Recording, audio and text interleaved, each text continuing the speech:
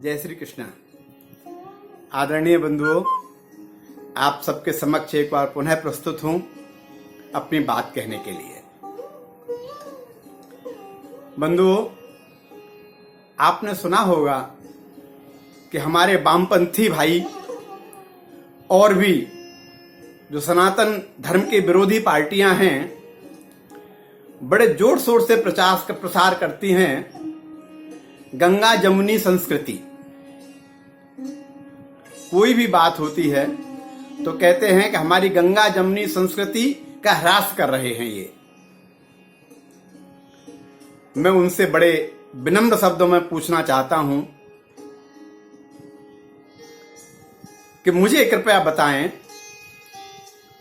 कि किस प्रकार गंगा विधर्मियों की है और किस प्रकार यमुना जी विधर्मियों की हैं। बंधुओं, आपको ज्ञात है राजा बलि के अहंकार का दमन करने के लिए भगवान श्री हरि विष्णु ने वामन अवतार में 3 पग पृथ्वी राजा बलि से दान में मांगी थी। राजा बलि ने जब दान देना स्वीकार कर लिया तब भगवान विष्णु ने अपने विराट स्वरूप में एक पग में समस्त भूलोक और ब्रह्मलोक नाप लिया था।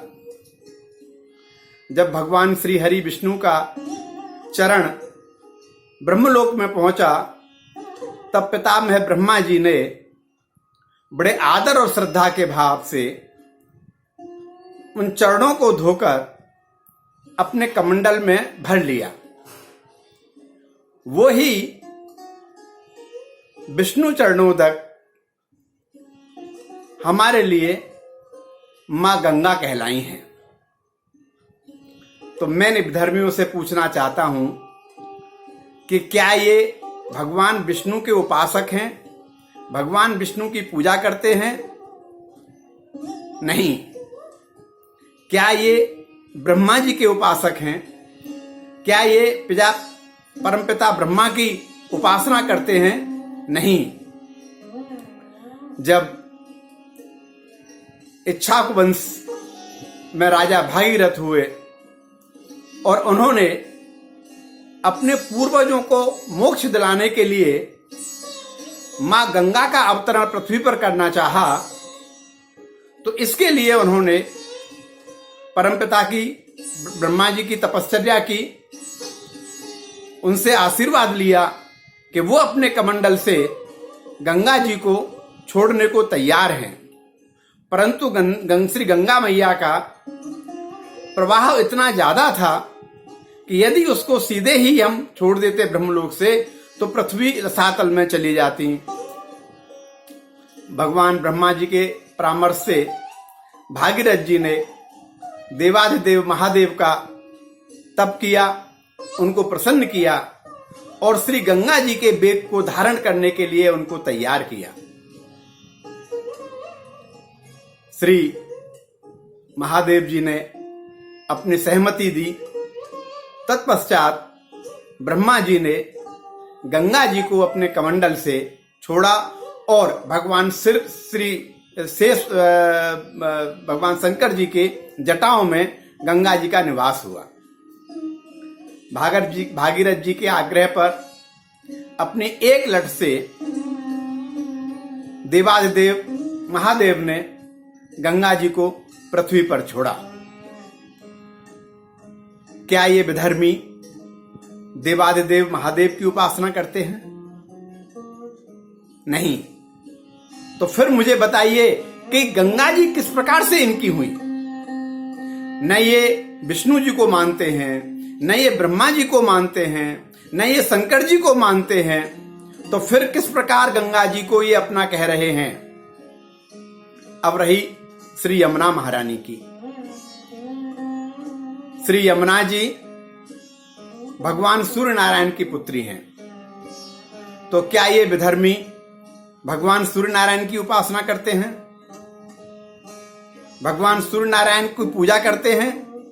नहीं। श्री यमुना महारानी भगवान श्री कृष्णचंद्र आनंद कंद की पटरानी हैं।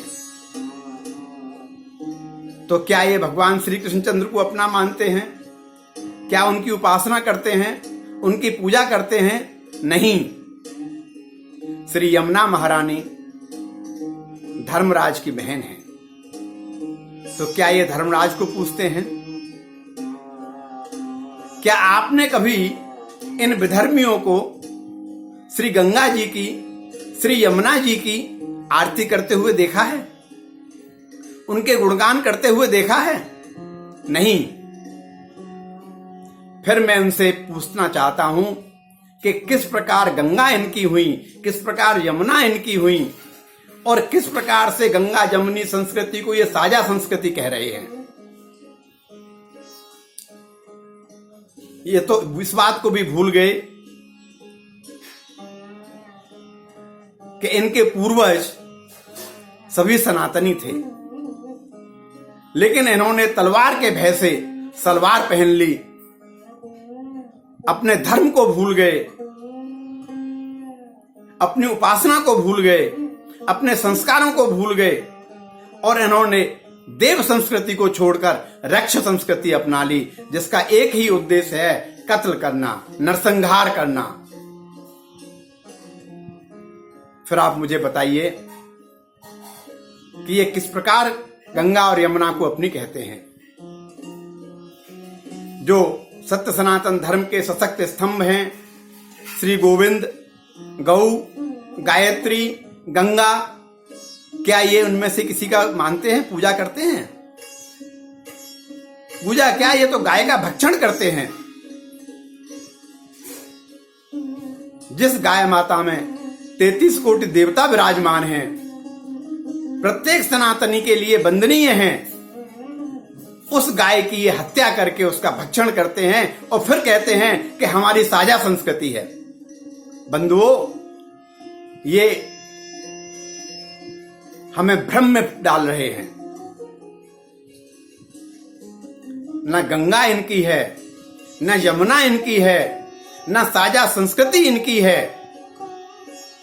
ये सिर्फ सनातन धर्मावलंबियों की हैं, और हम सबका दायित्व है कि हम इनकी रक्षा करें।